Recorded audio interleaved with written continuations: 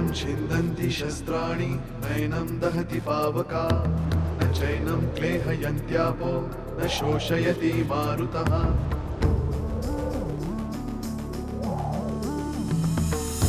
दिवसामागुणरात्र धावते सकाळ संध्याकाळ सूत्रधार जो या साऱ्याचा नामतयाचे काय तयाच्या मनात दडले नकळे कधी कुणा क्षणात होते संभव सारे क्षणापूर्वीचे असंभव असंभव असंभव असंभव. तुला काय गप्पा मारायला बोलवलं होतं अझलवारांनी? तू काही लपवतेस का माझ्यापासून? बाळकाकाबद्दल विचारण्यासाठी बोलवलं होतं मला. आजूबाजूच्या लोकांच्या सांगण्यावरून तिचं वागणंही संशयास्पद होतं म्हणे. रात्रीच बाहेर पडायची ती. शांत हो बरं आधी. आई आई प्रथमेश. यशवंतराव सरंजामेच्या घरी 4 दिवस पहारा द्यायचा. फोनवरती सुलेखा सुलेखा असं म्हणत होता. क्षिप्राने मला या मूर्तीविषयी माहिती दिली. तिच्याकडे अशा आणखीन अनेक गोष्टी असतील ज्या आपल्याला मिळवायला हव्यात.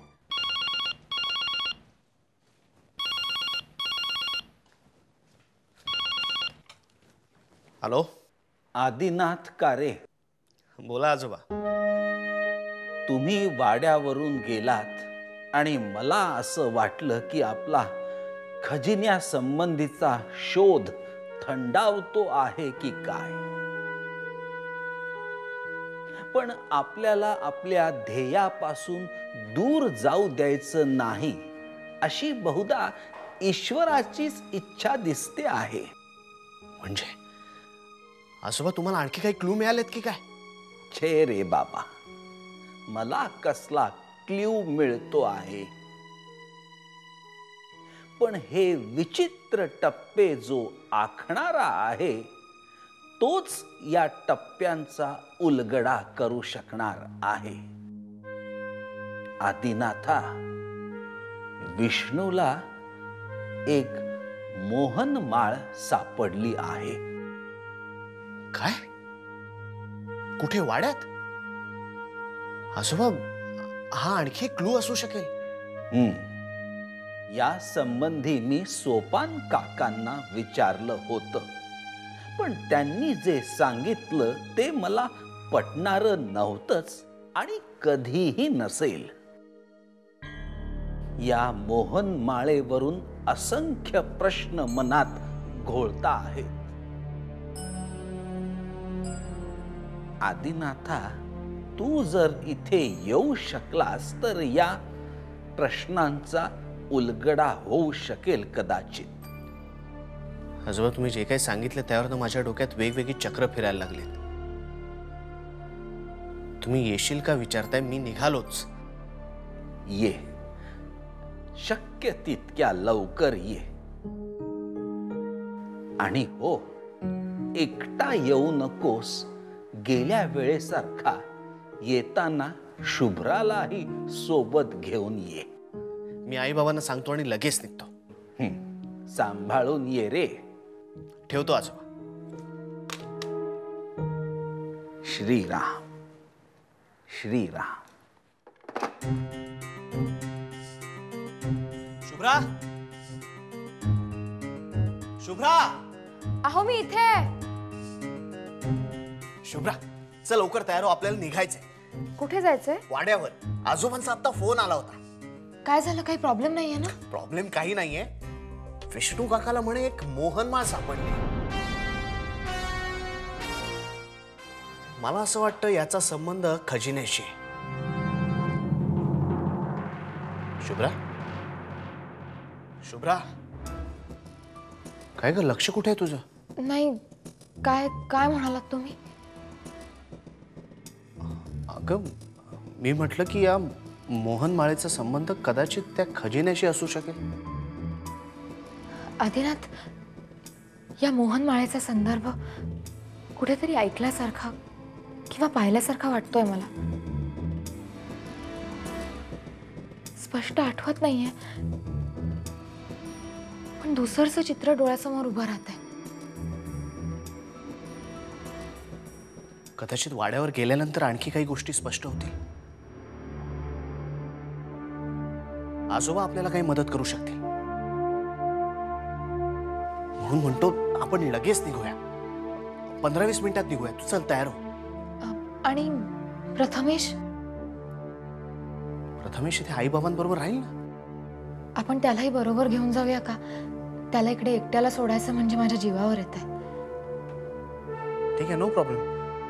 तू तयार हो, मी आईबाबांना सांगून येतो.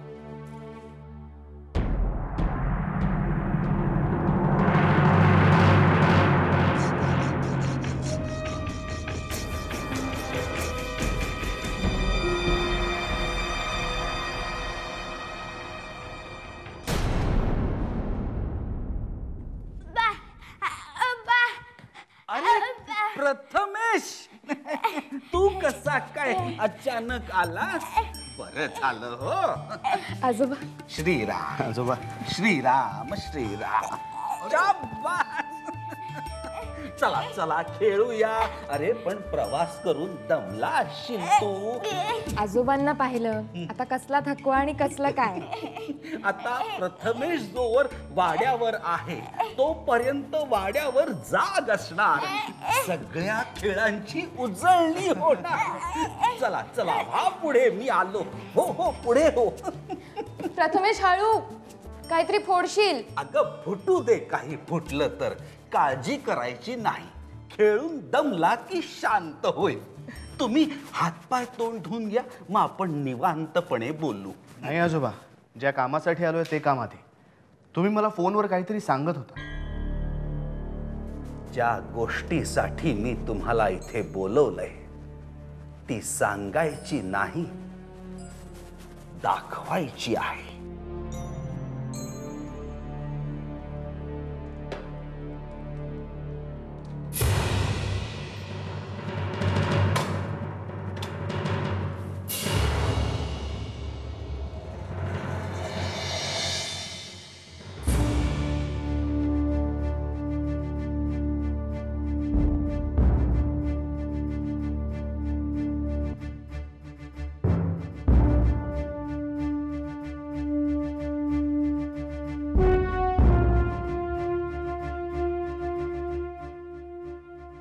विष्णूला बागेत काम करताना सापडली ही. बागेत? महादेव आजोबांनी ही माळ अशा ठिकाणी लपवली असेल का? या मागे नक्कीच काहीतरी घटना घडून गेलेली आहे, पण आता माझ्या ती स्मरणात नाही. आदिनाथ, मी सुद्धा तुम्हाला म्हटलं होतं की याबद्दल मला काही धुसरसं आठवतंय, पण नेमकं काय आहे ते कळत नाहीये. मावशीबाई, मावशीबाई. गोदे कशाला दंडट करतेय? जरा सावकाश चाल की. मावशीबाई, वाड्यात चोरी झाली हा. काय? आता कोणी काय पळवलं? कोंबड्या पळवल्या का वाळत टाकलेले कपडे? नाही मावशीबाई, भागीरथी ताईंचा दागिना चोरीला गेलाय. काय? वय, अरे देवा. मालकांनी समद्या नोकरासनी बाहेर बोलवलंय. तू पुढे हो, मी आले. जी गोदे, जी. तुझा पाय घसरला नाहीये ना गोदे? मावशीबाई, तुमचा विश्वास नाही माझ्यावर? विश्वास आहे, पण खात्री करून घेतली. मालकांकडून पकडली गेलीस ना तर संपूर्ण गावात धिंड काढतील तुझी.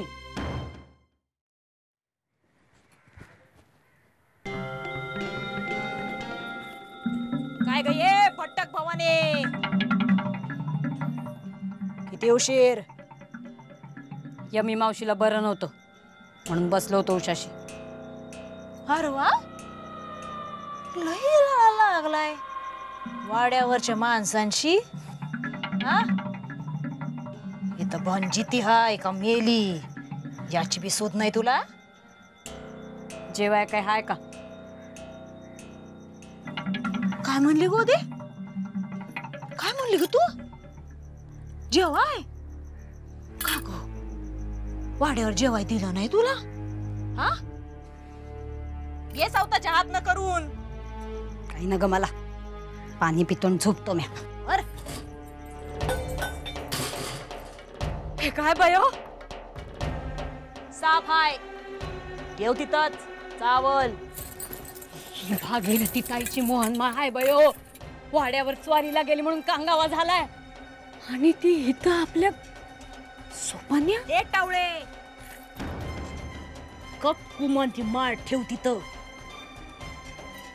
पाणी पी नीस तुझ्या कोपऱ्यात.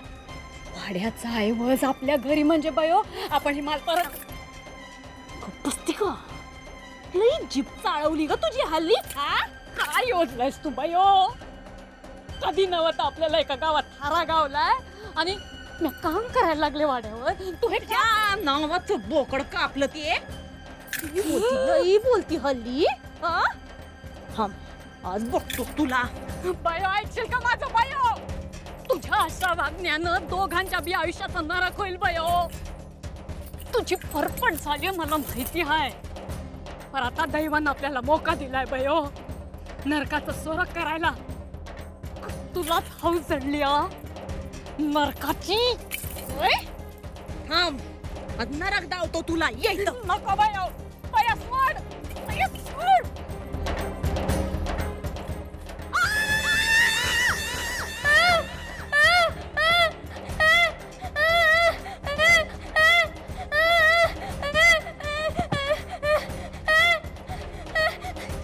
प्रथमेश,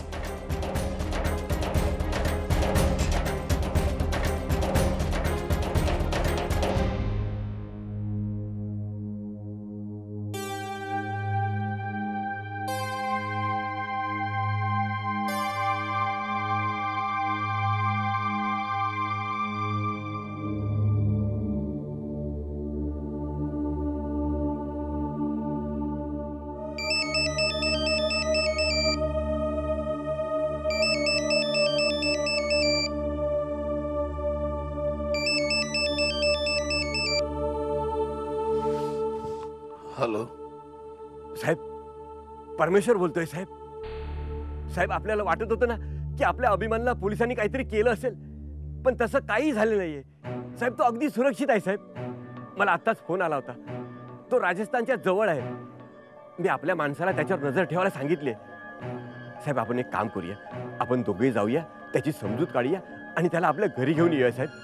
हो. नाही नाही साहेब, नाही. तुम्ही आता काही बोलू नका. मला तुमचं काहीच ऐकायचं नाही साहेब. नाही साहेब. साहेब, हे काम तुमच्याशिवाय दुसरं कुणीच करू शकणार नाही. तुम्ही तयार व्हा. मी आत्ताच येतो. हो, आपण दोघेही निघूया. हो.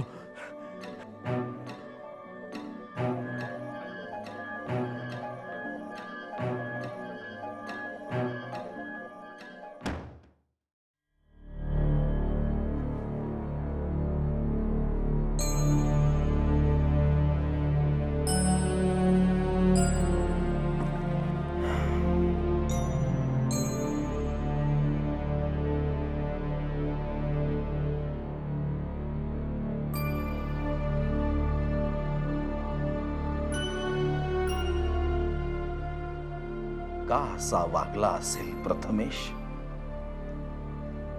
त्याचं असं चिडणं, आकांड तांडव करणं, तडकाफडकी निघून जाणं, काय कारण असेल यामागे? वास्तविक प्रथमेश आणि त्या मोहनमाळेचा काहीच संबंध नाहीये.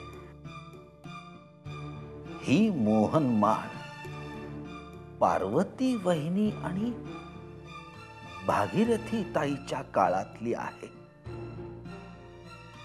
म्हणजे या मोहनमाळेचा संबंध गोदाशी तर नसेल? पार्वती वहिनी बरोबर असणारी गोदा. प्रथमेश गोदाचा पुनर्जन्म असेल. शुभ्रा जर पार्वती वहिनीचं रूप असेल तर मग गोदाचा मृत्यू आणि प्रथमेशचा जन्म यात इतकी मोठी तफावत का? माझ्या स्मरणशक्तीप्रमाणे शुभ्राने प्रथमेशला पाहिल्यावर प्रथमेश, मनीषा आणि गोदा असे चेहरे तिला दिसले होते. प्रथमेश गोदा आहे असं मानलं तर मग मनीषा कोण आहे? श्रीराम श्रीराम. मनीषा ही उकल करायला मदत करणारा इथे नाहीये. विक्रांत भोसले. याआधी मनीषाच्या आईची भेट घडवून आणली होती त्याने. पुन्हा तीच भेट घडणं खूप गरजेचं आहे. पण कसं शक्य आहे? आज विक्रांतची उणीव जास्तच जाणवते आहे. कुठे असेल तो? काय करत असेल? श्रीराम.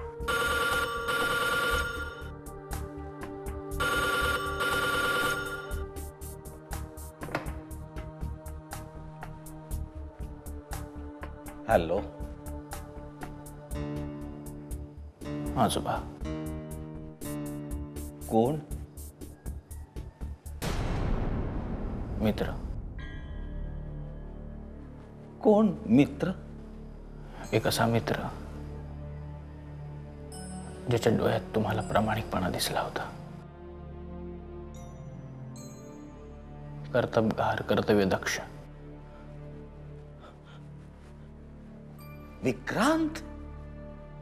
विक्रांत बोलतोयस? हो आजोबा, विक्रांतच बोलतोय. विधात्याच्या खेळाला काय म्हणावं? कधी कधी प्रश्न पडतो.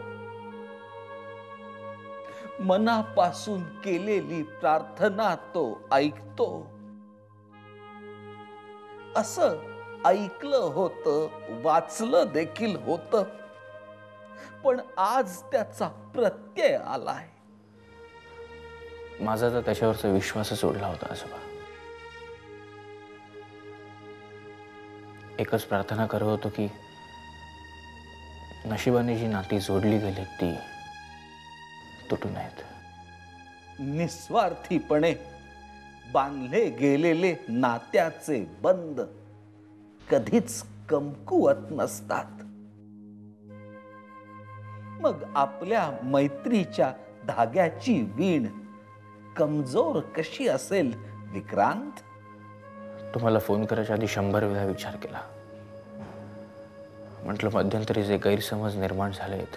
तुझा आवाज ऐकला आणि सगळे संभ्रम, समज, गैरसमज क्षणात नाहीसे झाले. मला अजूनही आठवतोय तो दिवस, ज्या दिवशी आपली पहिली भेट झाली होती. वाड्यावर. होय. आणि योगायोगाने आज देखील आपण फोनवर का होईना पण वाड्यावरच भेटतो आहोत. आजोबा, मला तुम्हाला भेटायचं आहे, तुमच्याशी बोलायचं आहे. मित्र आहोत म्हणून आपल्या भावनाही सारख्याच आहेत. मलाही तुला भेटावंसं वाटतंय विक्रांत, पण यावेळी तुझी मदत हवी आहे. बोला. काही काळापूर्वी तू माझी मनीषाच्या आईची भेट घडवून आणली होतीस, पण त्यावेळी त्या भेटीचा फारसा उपयोग होऊ शकला नाही. पण मध्यंतरीच्या काळात अशा काही घटना घडून गेल्या की त्या प्रश्नांची उकल मनीषाच्या आई भेटल्यावर होईल असं मला वाटतंय. मनीषा म्हणजे सुलेखाची मैत्रीण? होय. कधी आणू मनीषाच्या आईला भेटायला तुम्हाला? फक्त आजोबा, त्याआधी आपण 2 दिवस भेटूया. अवश्य, जरूर भेटू, मन मोकळ्या गप्पा मारू. मनमोकळ्या गप्पा कशाला म्हणतात हेच विसरलोय मी. ठेवतो आजोबा. श्रीराम श्रीराम.